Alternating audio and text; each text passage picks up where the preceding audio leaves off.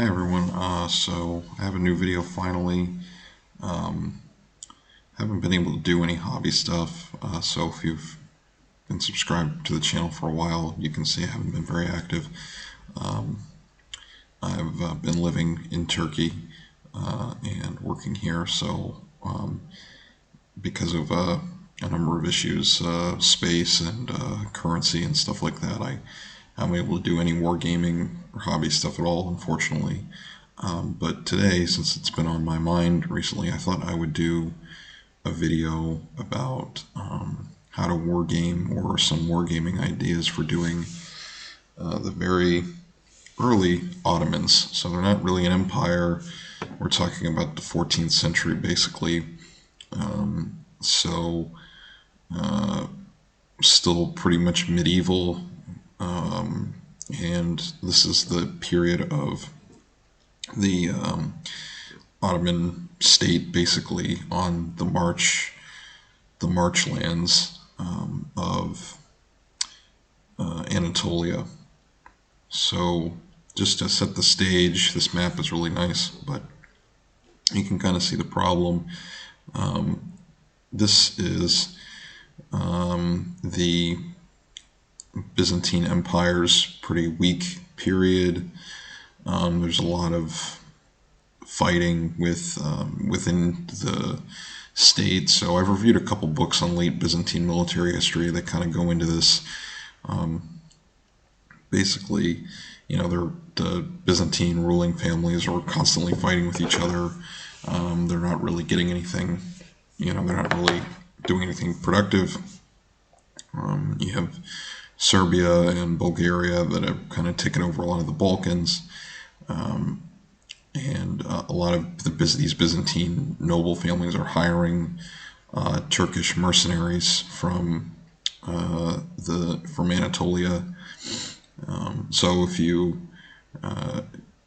know a little bit about like Byzantine history, so at Manzikert in 1071, that's traditionally when it's assumed that Byzantine, like the gates of Anatolia, were broken open and the Turks flooded in.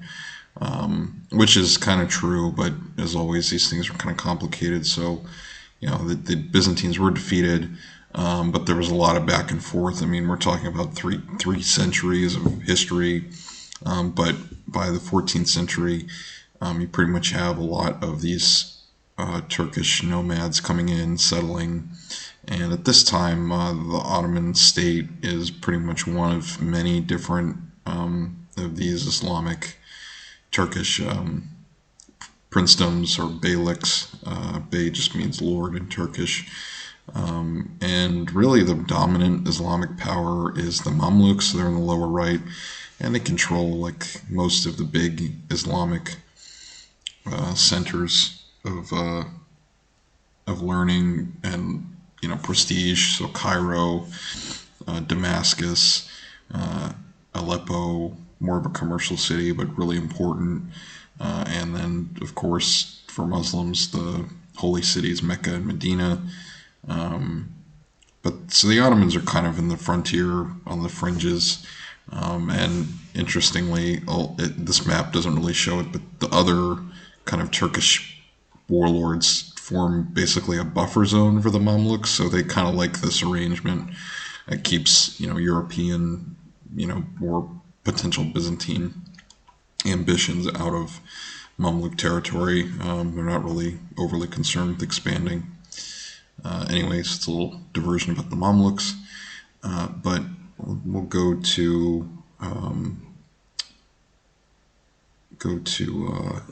my browser now, and we can take a look at some miniatures.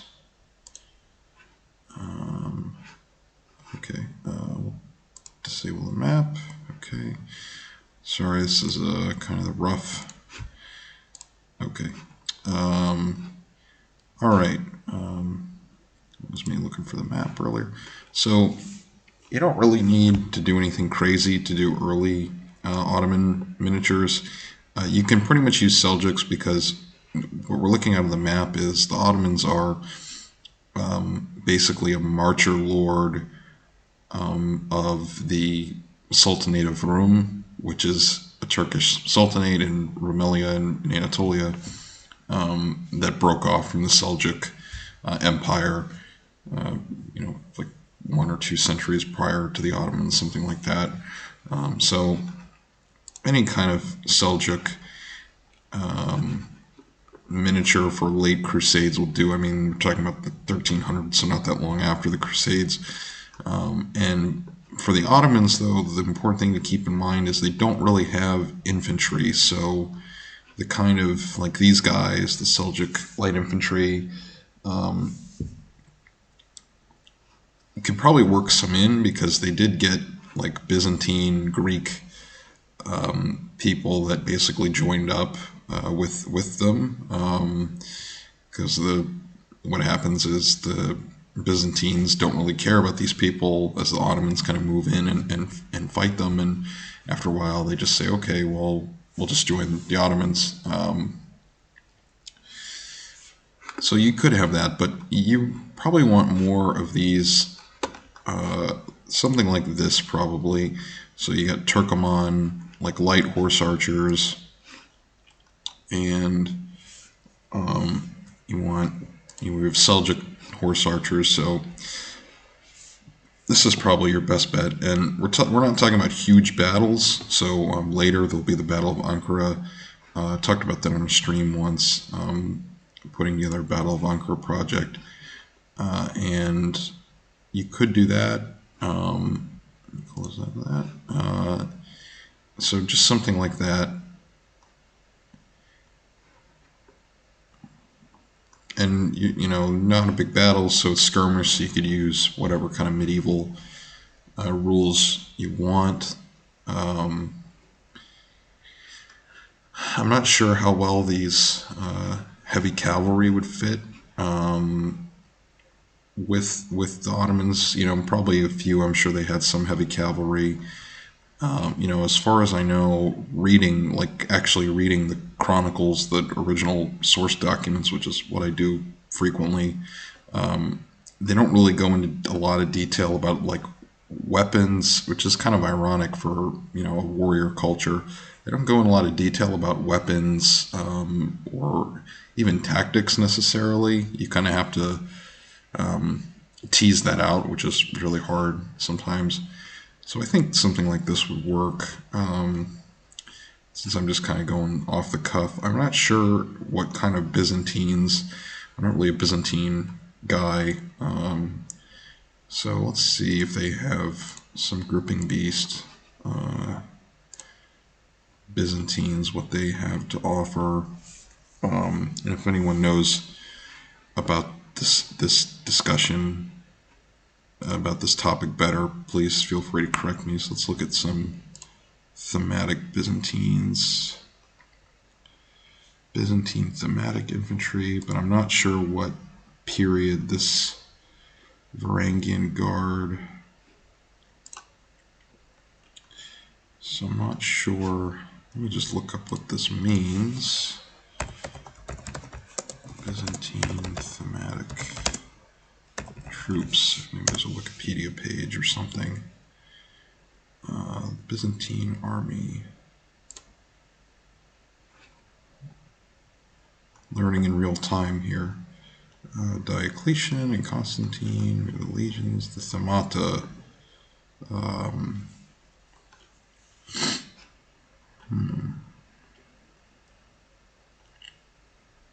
Foreign and mercenary soldiers.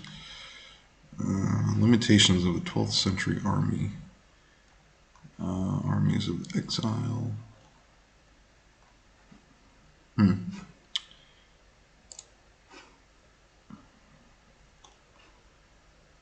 So, let's see, Byzantine army, maybe Wikipedia can tell us.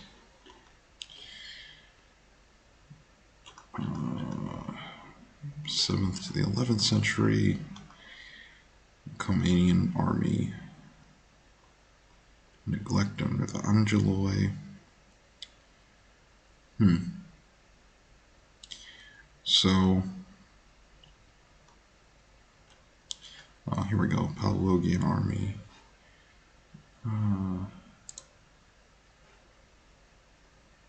So I might want to look into this more. Okay, well, I mean, this might give some indication of what they might have worn. Nice picture of St. Mercurius. Byzantine book. Okay, so they kind of look Western, medieval, sort of, based on this image. So, kind of like this. Let's look at the archers. That would probably be a closer Byzantine infantry archers. I think that's a similar, not quite. Anyway, I'm not like I said, not a Byzantine specialist. We can also look at the Perry brothers. Miniatures.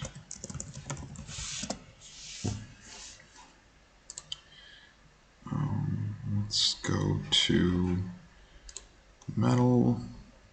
Take a look at Crusades, because that's, like I said, that's about close. I really would love to paint some of these Perry brothers Crusades figures. Do two sets.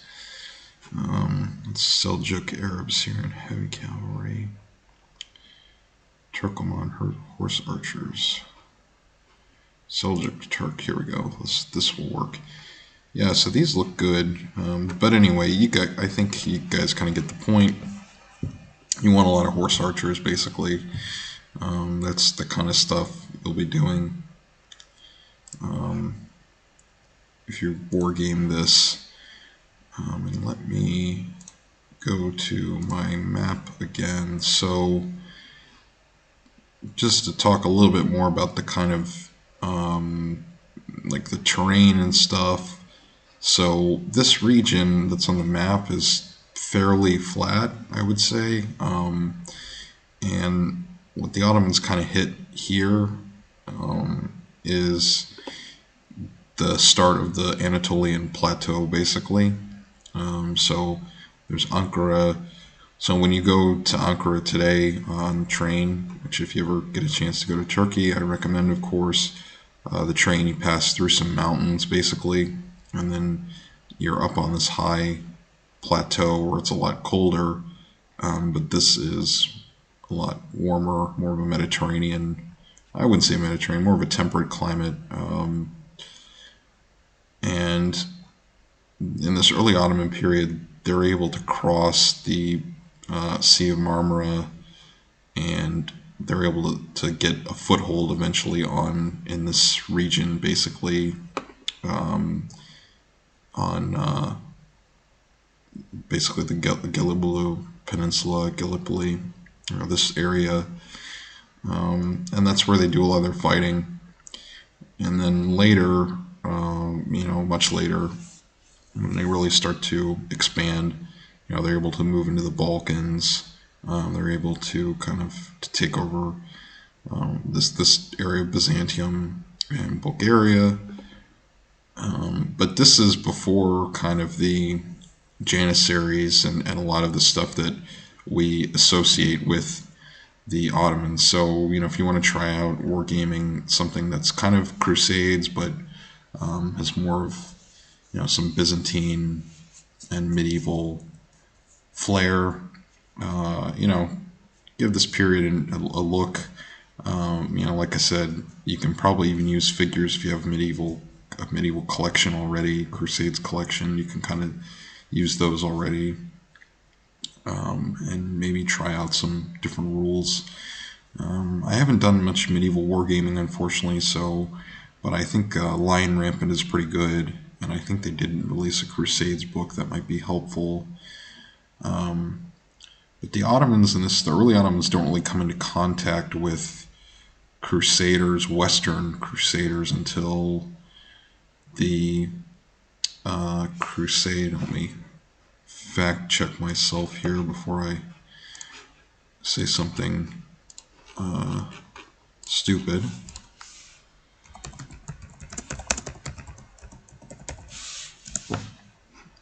let's see. Yeah, so not until 1396 is when they really come into contact with Western Crusaders in significant force. And then the,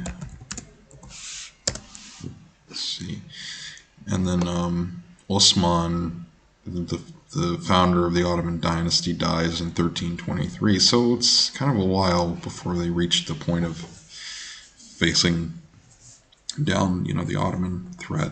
But anyway, I just kind of wanted to make a video and talk about this. Just this.